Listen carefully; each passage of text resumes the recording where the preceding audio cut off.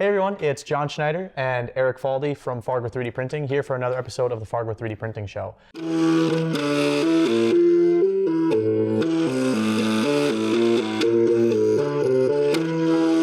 Today we're going to be talking about the Carbon3D printer. They made some recent announcements about the actual hardware that we're going to jump into.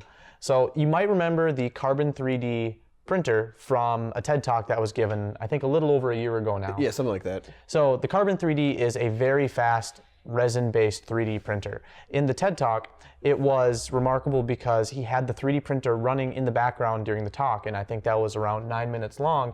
He started the print at the beginning of the talk, and by the end of the talk, the print was finished. That's pretty fast. And I mean, when you're looking at the size of the print, it was about this tall, but in a spherical shape. So the way the Carbon3D printer works is a technology called CLIP. It's, what is it now? I can't remember. It's continuous liquid interface printing, I think. That's a good question. That's stuff we should have up. So anyway, it's very similar to SLA. Interface production. Okay, production was what the P stood for. So the cool thing about this is it is continuous. So like an SLA 3D printing process where it uses a liquid resin with a UV curable, it's a UV curable resin. The way a typical SLA printer works is like the Form 2, you have a build plate that you lower down into a vat of that liquid resin, and then you have a laser or a projector shine UV light onto that build plate, and then it slowly raises out of the liquid vat, and then when it's all done, you have your finished print. The thing that takes a lot of time is a peeling process. So if you think about that UV light hitting the bottom of that resin tank, okay, it just hardened that layer of resin on the bottom of the tank. So now you need to lift that up so that more resin can flow underneath. That takes time, that mechanical movement, always lifting up and then putting it back into the tank. What the Carbon3D does, what this CLIP technology does, is it has an oxygen permeable membrane? Membrane, that's the word they use for it. And that prevents that UV light from curing that plastic. So it has this buffer zone in the bottom. And so you have the ability to continuously pull your build plate up out of the resin, and it continuously is adding more resin underneath because you've got that layer or that section that's not going to be hardening. So there were a lot of questions around this. It was great that they showed the technology off, but there really wasn't there was no printer around it. And that's what the press release that they put out a couple weeks ago, that's really that was a big deal, is they announced the M1. And Eric, I know you've done quite a bit of reading about it. Yeah, I think a lot of it's gone in and out of my head now, but pretty much, I mean, they didn't say a whole lot about the printer except that it's here. And then the big thing was they just talked about how quickly it prints, which we kind of knew already. They talked about some cases that they've had for early adopters or just people that were partnering with them. One that they talked about a long time ago was Progressive. They had like kind of the flow character that they made. Oh, sure. And you can look that up somewhere else. There's a commercial. But then they were talking about how it's going to be, you can't really buy the printer. Right. You are going to subscribe to a service, which I think was to the tune of $45,000 a year. I think Let me look quickly. I think it was $40,000 a year to rent the machine. Yep, that's correct, $40,000. And I know that one of the articles was talking about, I mean, really using this printer for low volume production. I think they're saying that for a lot of parts, 45,000 parts is about where the break-even point is. That was where the 45,000 was coming. So anything under unit quantities under 45,000, okay, the Carbon3D M1 is going to make sense for producing those parts. Anything over that, you start looking at injection molding, just because the costs are, your cost per part starts really going down. And the reason that you can even go up to 45,000 parts with the Carbon3D M1 is because it prints so quickly. So even though you're spending $40,000 a year in having the printer and then you have your resin costs, well, that $40,000 a year gets spread out over many more parts than if you had, say, a $200,000 or $100,000 3D Systems resin-based printer. It's just the speed differences are so different. You can just make many more parts per unit of time with the Carbon3D than you can with any other type of SLA or resin-based printing process. The one thing I think of when 45,000 parts, like that's 45,000 removals as well. Yeah. And setup time, it's going to scale, it's going to make sense, but it's going to be a lot of, you need a lot of people on staff for that. Because that was one thing that they didn't really talk about as far as details for the printer. I don't think they mentioned how big the build volume is. I don't believe they did either. They just say that it can print 500 millimeters per hour. Like that's the top. Yeah, that's the thickness or the That's with a thin-walled duct. Oh no, I'm sorry. Theirs will print at 200 to 350 typically. An aerospace standard is 500 millimeters per hour for like certain parts. Yeah. So it's fairly competitive. So I think based on what we've seen of the physical printer and of parts that have come off it, you'd be able to print something like this cromulent head on that printer. But anything larger, like this, this water bottle, which was off camera and now it's on camera, something like that is going to be too large to print in that build volume. Yeah, I guess I can't remember if you watch. I mean, I always talk about the New Pro video, but it was really good, and just because they're so similar, he talked about the build size limitation. I think he might have said it was like 6 by 6 inches. I don't recall. Just the biggest size that you can get for just the XY area. But I forget. It's just with the oxygen permeable membrane. Right. Is that you just can't make them that big, or they're not made that big. I'm sure they could make them that big, but the price would be astronomical. Scalable. It wouldn't make sense. Yeah. Or else maybe there's like a warping issue or something. There's that, and then there's, because it's using a projector and not a laser-based system, although even on laser-based systems this becomes a problem. The larger the build area, the more the lower resolution you have, the less pixel density there is. So if you think about a 1080p, that kind of projector, 1920 by 1080, that's the number of pixels. If it's really concentrated on a small area, you're going to have a lot of density. So that means you're going to be able to do a lot of fine detail. Now, if you blow that up onto a larger area, you don't change the number of pixels. The pixels are just larger and they're spaced further apart. And because the light source that's behind the projector hasn't changed either, you're now going to have to, that light has been spread out over a larger area. So now each layer is going to have to take more time to allow the UV light to hit it, to cure it. Either that or you're going to have to go with thinner layers. So there's always that trade-off. But like you said, Eric, that oxygen permeable barrier, that was another limiting thing. I mean, that's mostly in the XY, but I'm sure there are limitations with the Z-axis as well. I just don't know enough about it. Right. There are a couple of good videos out there. Sculpteo did a kind of, hey, we have this service now. Theirs was kind of nice. There's another one by CBS that we can put in the comments below. Well, and Sculpteo is one of the first service bureaus that has one this. of the 4, and I don't remember the other 3, but Sculpteo was the only one I really looked into. Mm-hmm. But there are a bunch of partners that have worked with them, like Ford, Johnson & Johnson, some like effects studios, like the people that did the... Like an advertising agency. Yeah, something like that. And they said like it was just amazing because they'd been using 3D printing for a long time, and now it's just that much quicker. Right. So I think in one case they said, it was probably in the Sculpteo video, I don't recall off the top of my head, but they said we needed this rabbit print for like an Easter thing. It was printed in like an hour or 2 and then painted and it was done in 2.5 hours, including painting. Because they found out that morning they were going to need it. Yeah. I think they started the print at 7 a.m. It was off the printer by 8 a.m. Then it went over to the painting team. They got it all painted, post-processed, and it was on the set by 10:30. That's crazy. I mean, that's nuts. I mean, you just can't do that, especially with something like FDM. If it's a really small part, okay, you can maybe get the part knocked out in that same time frame. I mean, but it has to be small. This takes 20 minutes, but this is not very complex and it's not very big. Right. So. And then you're looking at the surface finish too. Sure. The surface finish of something like these prints, FDM, I mean, it is what it is. It's not going to be the same as that clip technology. The other difference when you're able to pull the print continuously out of the resin is you don't have the same layering effect. Yeah. Now that's, there's been a lot of debate over this because if you're projecting something, there's individual frames. So your part is going to have individual frames, but there's not that separation. There might be stepping anyway. Not not a lot, but it'll still be there unless they have a lot of it, like with animation. Like I mean, they've done some really they've looked really closely at the layers, and you really can't see any sort of layer striations. What that means is not just from a surface finish and a look point of view, but from a strength perspective. You have strength. You have very I think they call it isotropic or isotopic. It's either isotopic or isotropic. It's isotropic. I was not sure in the pronunciation, and I also when I looked at the Wikipedia, it said like not to be confused with isotope because the first word I thought of was like isotropic. Isotropic or isotropic. I've heard different pronunciations. I'm not certain, but pretty much means that equal strength in every direction. Yep. There are a lot of different definitions of it, but that's essentially the gist of it. Right. So a dog bone mechanical test is one thing. If you print it on if you print it on an FDM printer, the orientation of the part is going to make a big difference in the strength, and how that test performs. Same thing with a resin printer, although it's not as extreme as it is with an FDM printer.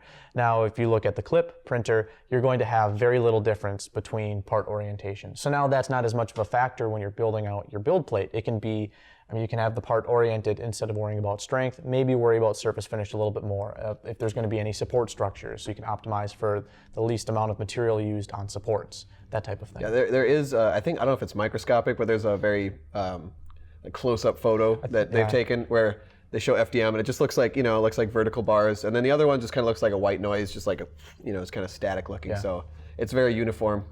We'll just have to see what happens with, I'm sure they've done strength tests and stuff. I haven't seen numbers from that. Right. Speaking of strength tests, they do have, they released what kind of materials they're going to be using. I think it said that there are 7, and I'll just kind of list these off. Rigid polyurethane, flexible polyurethane, elastomeric polyurethane, cyanate ester, which is a very high heat resistance. Heat resistant. Yep. It's up to like, what was it? It was like 450 Fahrenheit. I don't remember what that was in Celsius, but for cars and stuff. And then prototyping, they said there were 7, but maybe they're just I know for that first one, for the urethane, there's 3 different types of that very first urethane. And then for the prototyping one, that's just colored resins, really. So if you're looking for something that has color, maybe not a lot of physical strength, that's going to be the one for doing the quickest prototyping, or probably the least expensive prototyping. The one called prototyping is just the kind of basic, the one that has colors and stuff. The other ones, you're not really going to get much color. And one thing that I forgot to talk about during the OLO conversation was that you can't mix the colors. Someone asked that in FAQs. So you can't take the different colors and mix them. They're going to work on that. They said that it's something that's in the mix. But these ones, you can mix the colors. Right. So you can make a custom color. They have CMYK, I think gray and black, white, if I remember correctly. I guess a K is black, whatever. But they have a lot, they have a few colors. If you have CMYK, you can pretty much get whatever color you want. Right. So. I feel like there is another thing too. So there was some pushback on the fact that it's subscription only or renting only. You can't actually own the hardware, but that does bring up some good points. Not only do you not need to worry about financing the printer yourself, but it means you have continuous updates.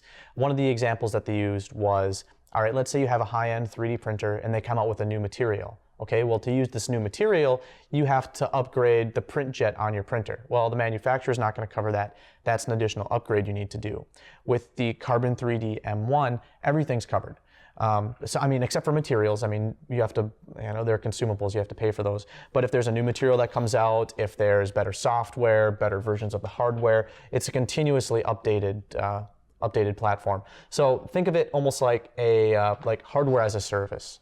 I know software as a service is one thing that's talked about a lot. If you think about QuickBooks, okay, you have your desktop version, but each year there's a new version of that. Or Adobe tools are another thing. So you used to have Adobe Photoshop. You paid a lot of money for that license up front, and then if you wanted to get the new version the next year, it's the same price. Yeah. With something like Adobe Creative Cloud, it's a monthly subscription. You never truly own the software, but it's continuously updated. It's evergreen. You always have the newest version. So. Yeah. I'm trying to think. There was something else I was going to say, but I don't remember. And this isn't the only type of fast resin-based 3D printer. There are quite a few, but this is the one that has the most monetary backing. I think they said they've raised $141 million to date. I think 100 million of that was just from Google. Yeah. Last year, and they have the name. Everybody knows it. Like I have the time, I'll say that instead of New Pro when we're talking about New Pro. But there are other ones. I can't remember them off the top of my head. One's from Australia. And people have made these on their own too. I think it's the Gizmo. I don't recall, but there are other ones. A lot of them just don't. They either don't print as fast, or if they print fast or faster, they don't have as good of a resolution. Right. They wouldn't have obviously all the different resins to pick from. Right. And so right now there's 7 resins, but there's going to be more resins coming out. These are just the initial ones that they're launching with. We're not going to be getting one here anytime soon. It's a little spendy, and the thing is, we don't have that many people working here, and it wouldn't make sense. It just wouldn't make. And it is still a resin. Sense. It is still a resin-based 3D printing process. So you still have that post-processing. You still need to rinse your parts off in isopropyl alcohol. Still need to have a post-curing process. It's not as simple as taking the print off the bed and you're ready to go. I know that there are some people, not necessarily Carbon3D, but there are some companies out there that are looking at automating that post-processing process, but they're just not there yet. Yeah, because I know we saw an injection molding machine one time, just watching it like kind of boom, boom, and then falls out into a box or something. They can just get that figured out with this. I mean, it's difficult. It's so intricate. Yeah. I mean, injection molding machines kind of just like, it's just like a lot of force involved. This one is a little more intricate, a little more finesse involved. Yeah. But I think that's it for the Carbon3D. Yeah, I mean, pretty much their big goal is just making prototyping better, prototyping more realistic. So it's like a working prototype rather than just like, hey, it looks pretty, like with the CJP. Right. You can't do anything with that except hold it. I think the way their CEO put it is they're trying to bridge the chasm between rapid prototyping and end-use parts. And with the materials that they have and the speed that they're able to produce these materials, it's looking more and more likely that that's actually true. So it's going to be very exciting to see how this continues on and how it's going to continue to disrupt manufacturing. I mean, I don't know how many times manufacturing can be disrupted at this point. They're almost... These are like micro interruptions or like a microaggression if you want to talk about Tumblr stuff. Yeah. Yeah. So I guess, Eric, what do we have for prints on the table? Worked on a couple prints. This one we'll talk about later on. If you go to Rapid, you'll see some of these, and you could probably grab one. Yeah, so it's if you can't see it, it's a little mini beer stein. Where is Rapid located at? So Rapid is in Orlando this year. I think the dates are the 14th through the 16th of May. I need to double check that. So we're going to be there as 3D Fuel, so the filament manufacturing side of things. So there's that, and then Eric, you've got... So I had a couple. This one I made, I believe, last week. I don't really recall right now. Like my brain is a little addled, but I kind of got inspired by the guy that did the Chromulon head. We talked about that one probably a month or so ago. So I was thinking, like, my brother saw that and said, "Oh, you should make the Screaming Sun," and I think he just meant like, "Oh, print it off." I was like, "There's not a model yet." Just print it off, you know. So I decided to take it upon myself to try to make it. It turned out okay. It looks really good from the front. It doesn't look so good from the side or the bottom, but it's still kind of fun. It looks really funny with pens in it. Yeah. I don't know. I have a couple. If you look on our Thingiverse, you can see some renders of it. With it looks really good with the textures on it. I don't know. It turns out pretty well. This is I'm trying to remember. This was I think 100 millimeters across, and then this smaller one was I believe 50, so about 2 inches wide. It still turns out okay, and it prints without supports. Like the back of the teeth might look a little funny, but you're not going to see it anyway. Yeah. So I did that. You can get that. I think pretty much any. I'm not going to put these up for money because we could probably get in some legal trouble for that. That's on 3D, Carbon3D and Thingiverse. And then this one, Record Store Day is tomorrow. So today's Friday. Record Store Day is the 16th tomorrow? Yeah, it'd be the 16th. So it already exists, which I always find out after I do it. But it's a 45 adapter for a vinyl record. So I have one right here. This is Boots Are Made for Walking from Nancy Sinatra. Terrible condition, but it's a good record. So pretty much on old turntables, it has the spindle, which fits a 12-inch record. And then 45s have this large hole in the middle. So you need an adapter. Most turntables have it on there anyway, but I thought I'll try to 3D print one. So it just fits in there, and then it's, that's pretty much it. That's a donut. Yeah, so I'm giving away some of these at Record Store Day tomorrow at Orange Records in Fargo. And then they have like the name of I'm at a radio station, and I figured like a little cross promotion never hurts. Until you're on Instagram, then it gets really annoying because you're like adding yourself. Yeah. That's really stupid. Yeah. Yeah, like where'd this come from? Like go over there, and then I just talk to myself. Stupid. Yeah, you can get this on both sites as well, Carbon3D and Thingiverse. And so what are if people are looking for those, what are they going to be look called? up either 45 adapter or donut or it's easiest probably just to find our page. It's a little hard to find. Like I always have problems with Thingiverse, like looking up our own page unless we're logged in. But just if you look up Fargo 3D printing, something will pop up with our name on it, and they're on there. And this it takes about like 15-20 minutes to print one, so it's a pretty easy one. Hopefully it fits right. It fits right on everything I've printed, but it was kind of a rush job. So yeah. Right. Anything else you can think of? I think that's all I got. I feel like next we didn't talk about the trade show or the thing that Jake was at. I don't know if we're going to get to it or not. Maybe we'll have to get a synopsis from you or something. Maybe he's been pretty busy making filament, so it's getting more difficult to get Jake on here. But yeah, otherwise there was some big news from the MakerBot world, and we'll probably talk about that later on. Yep. If I don't know if we hear something else about it. Yeah. So that's kind of a developing thing. We'll let you know more probably next time we do a podcast. So hopefully next week. Yeah, we've been pretty good. Yeah, we're getting better. Yeah. After CES was kind of. Oh man, it was like 2 months of just dragging, and I keep forgetting. I actually do have a couple more interviews sitting on the computer, so look for those. Okay. Well, on behalf of myself, John Schneider, and Eric Faldy, we want to thank you for watching the Fargo 3D Printing Show. If you haven't already, go ahead and subscribe to our channel. That way you don't miss the next episode of our show. We're on a bunch of different social media channels. Just if you're on one, look up Fargo 3D Printing. We're probably on there. But yeah, that's about it for this week, and we'll catch you next time.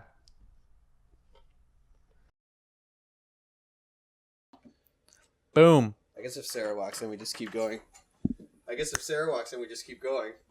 No, just Walk in. Just go. Okay. So So we're gonna pull these. That's the first thing. Make sure that's going. Okay.